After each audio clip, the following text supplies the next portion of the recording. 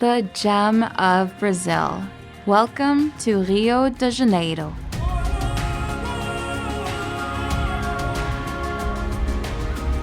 Located in the southeastern region of the country, Rio is known for its beaches and towering granite mountains. With over 1 million visitors annually coming to see iconic landmarks such as Christ the Redeemer or Sugarloaf Mountain, or just enjoying some delectable Brazilian barbecue, in this video, we'll show you some of the best things to do in this beachside metropolis. Let's begin our morning with an amazing sunrise overlooking Rio de Janeiro. It's our first sunrise in Rio de Janeiro and it is so beautiful. We are here at Dona Marta viewpoint. You can see the entire Sugarloaf Mountain and the sunrise right behind it. It's also incredibly busy here. Yep. Normally when we catch sunrise, we're maybe amongst like 2 to 3 other people. Most of the times we're just by ourselves. But here, yeah, we got a group of like 20 to 30 people. I mean, I get it though. Absolutely beautiful sunrise. They're all doing their photo shoots. They've got their fancy dresses on. They look amazing. And they've got a beautiful view to complement them. Yeah, we're severely underdressed.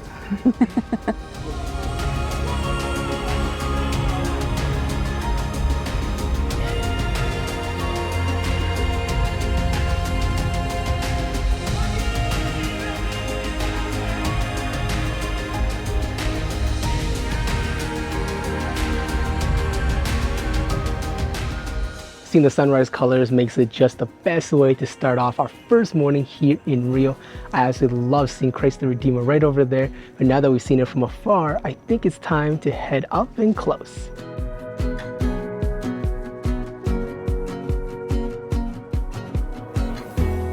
There's one really important piece of information that you guys should definitely know about if you plan on visiting the Dona Marta viewpoint, and that is unless you have a car, your own car, or have a taxi waiting for you, which we do not, you are almost forced to have to walk down or wait for an Uber to come pick you up, which is also rare because most Uber drivers do not want to come up here to pick anybody up. So just a fair bit of warning, which is why we're kind of walking on the road right now, because from here up to where we'll catch the train up to see Christ the Redeemer should only be about 40 or so minutes. So if that is too long for you guys, just make sure you have a vehicle waiting for you.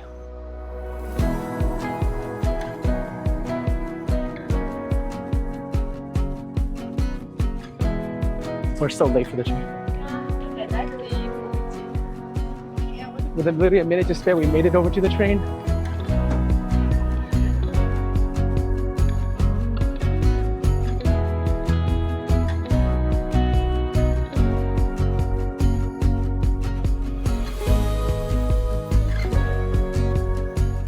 Turns out that the walk down from Dona Marta to the train station was quite a bit longer than we expected.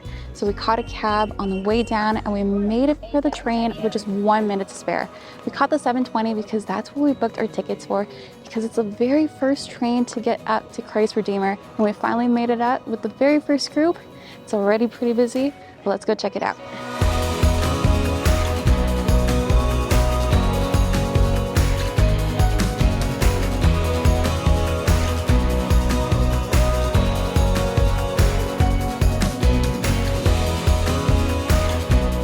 I actually cannot I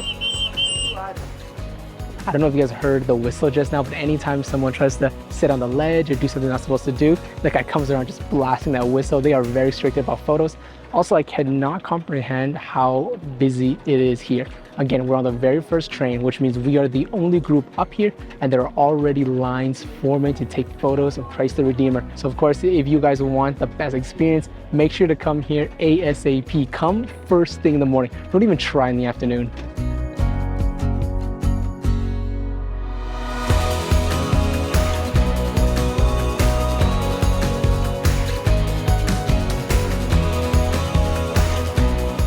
It's actually crazy.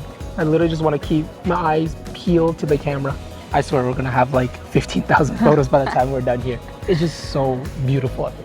but it's crazy because every photo is gonna look a little bit different from the other because the clouds are just coming in and out of view.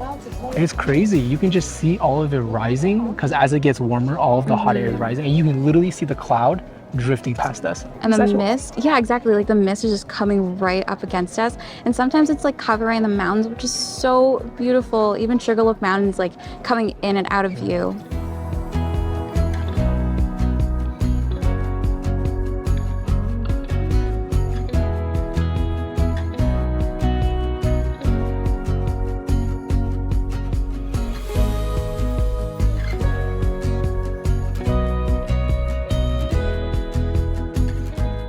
You can't come to Brazil without checking out the world famous Brazilian steakhouses or Brazilian barbecue. And in Rio, there's a really well-rated one, even renowned by locals. Our Uber driver on the way here said it was the best one in town, and it's called Fogo de Chão.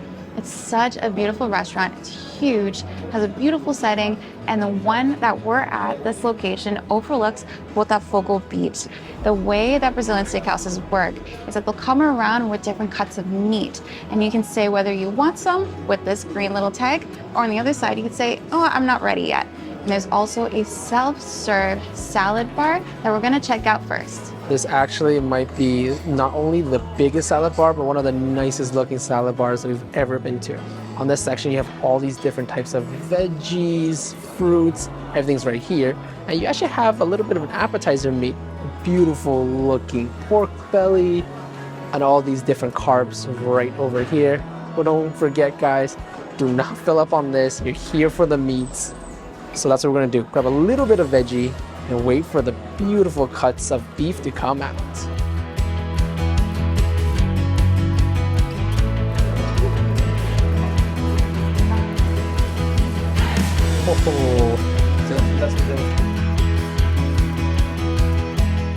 The first cut has already come out, and it is a beautiful lamb leg that he brought out.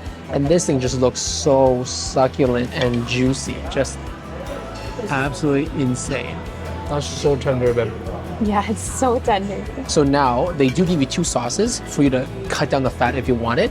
You have a chimichurri sauce, which I think is the one I'm gonna use and the one that I'm gonna kind of stick with. And you also have a green sauce, which is made a lot with mint. Now, mint is not my favorite, so I think I'm gonna pass on that one.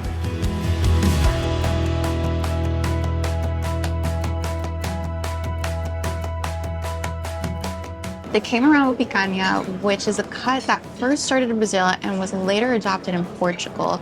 And it's the cut to try when you're at a Brazilian steakhouse. I think it's our first time trying it ever. It looks like a really lean piece of meat. You can see a little bit of that redness, giving it that medium rare flavor. I think I prefer some of the other cuts better, just because it is a little bit leaner. There's less like fat juices kind of integrated in there. The fat is actually a little bit separated from that meat cut.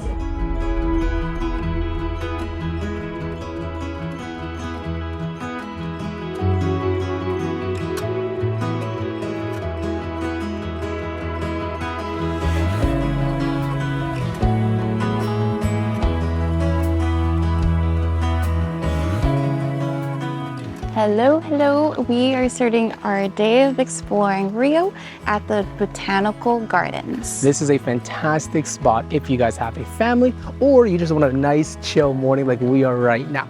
We are here right at opening times, which is generally every day from 8 until 5, except for Wednesdays where they open a little bit later.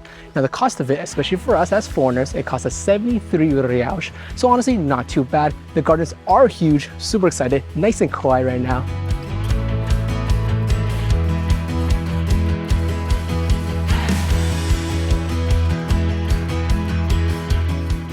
This is probably my favorite part out of the entire Botanical Gardens, and it's this beautiful road that are lined with these massive palm trees. It just creates such a picturesque photo and just the perfect symmetry.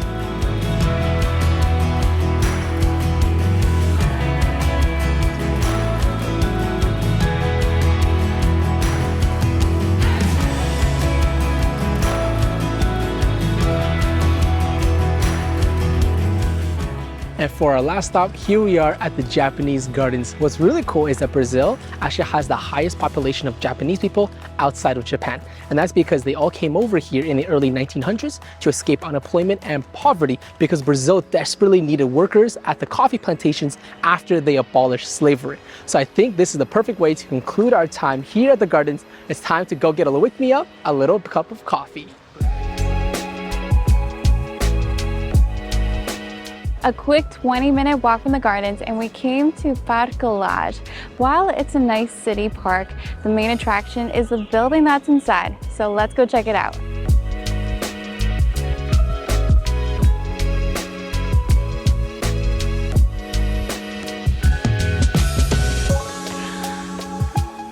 The building in Parque Lage is so beautiful. Not only is it an art gallery, but right in the middle of it, right in the courtyard, is a cafe, and it sits right on the edge of this like Roman bath water feature. The architecture around is so stunning, and you also get Price Redeemer in the background.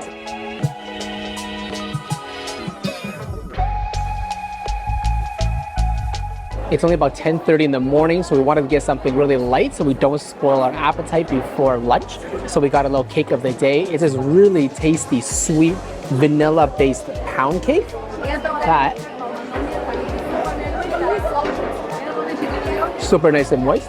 Lauren got a little cappuccino topped with some cinnamon to complement the cake. And I know I said that we both get coffee, but I had to, on the spot on a humid day, get a caipirinha. Honestly don't know how to pronounce it, but it's the official cocktail here in Brazil and it's a must get. So light and sweet. You got the nice citrus from the lime. Perfect way to complement this day.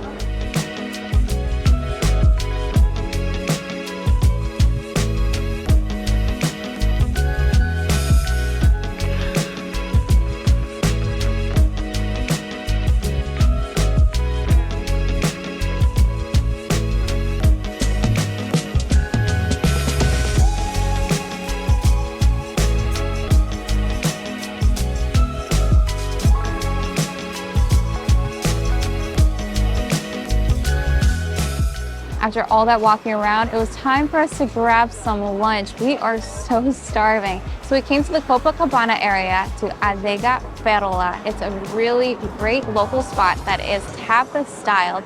And they actually have a full menu giving you all of the options that they sell, and you can go into the restaurant to have a look. That's also where you'll be ordering. They sell everything for 100 grams or units. They have all the prices laid out. And it's mostly fish and seafood, and they're all cold tapas.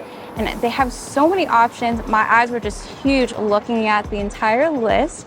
We had to get a bit of everything. So I got some bacalhau, I got the perola do mar, some squid, some tuna, and some scalloped sardines.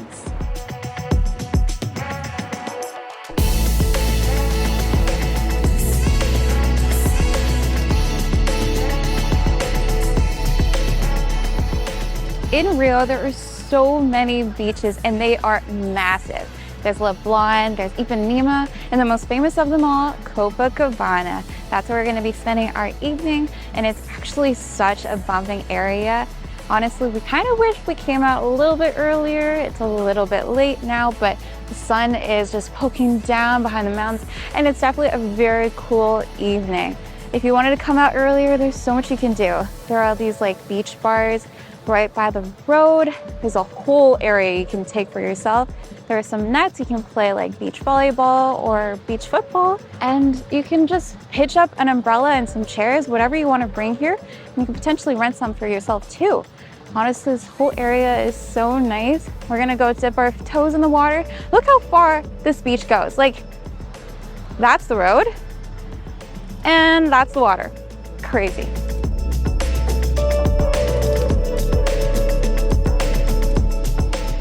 Before you guys enjoy your day on the beach, there are a few safety things you should definitely know about. Now here on the beach, muggings and robberies are not uncommon, unfortunately. So make sure you keep your eyes out on your valuables.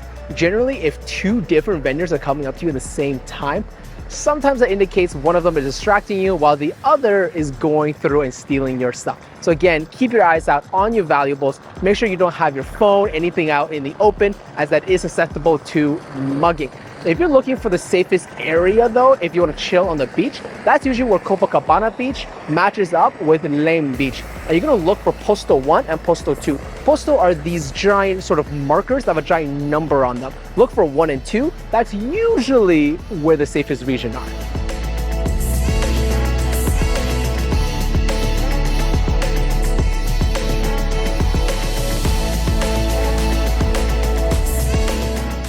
Vamos a ter Caipirinha. Caipirinha, limão e cachaça. Sim. Normal, com açúcar? Com açúcar. Com açúcar? Tá ok. We actually just walked a little bit over from Copacabana Beach over to Leme Beach, and we found a little beach ball called Escritorio. They're located right beside the water, which is fantastic. And of course, I had to get a little caipirinha, which is cachaça, along with a little lime juice.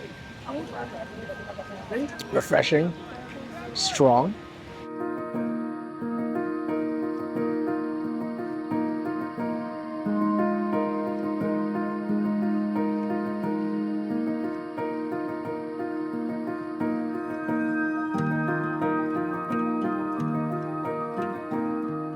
It's our final morning here in Rio, but we saved the best for last. And that is, of course, Sugarloaf Mountain. But before we head up there, we wanted to check out Red Beach. And it's actually located right beside the cable car, making it super convenient. Also, this beach is extremely safe because there are so many military bases around.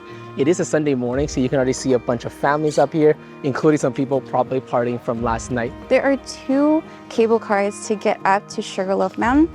There's one portion that takes you to Morro do Urca, and the other portion will take you all the way up to Sugarloaf. But if you wanted to opt in to hike up the first half, you totally could. It's only half an hour. It's about 220 meters elevation gain, 1.6 kilometers, and the trail is actually really easy to go on. So I think we're gonna do that.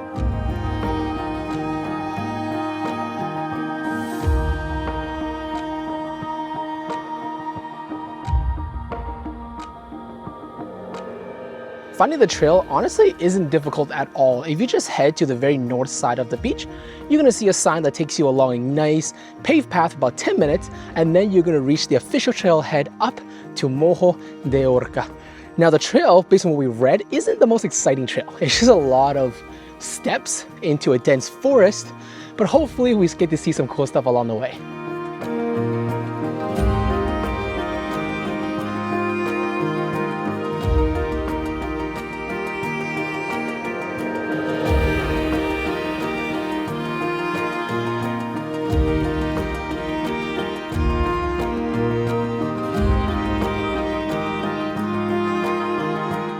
After a quick 3-minute ride, we have made it to the top of Pound de Azúcar, or Sugarloaf Mountain. Honestly, the views here are quite nice. There's a couple of restaurants, a shop, little things like that. But if you wanted to come just for the views, honestly, you could just see the exact same thing over at Morro. So yeah, you could technically just hike up and down and it will cost you nothing.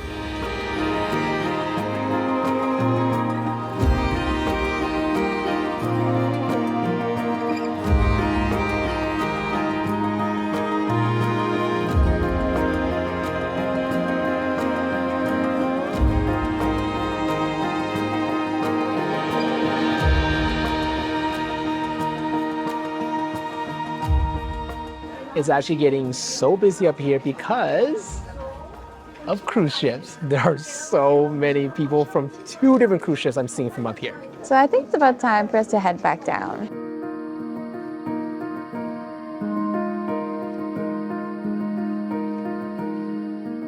It's safe to say that ending our time in Rio on top of one of Brazil's most iconic landmarks was a great choice on our part. The 360-degree views atop Sugarloaf Mountain were a true testament to the city's landscape beauty. We hope you enjoyed watching our tour of Rio de Janeiro, and we'll catch you guys in the next video.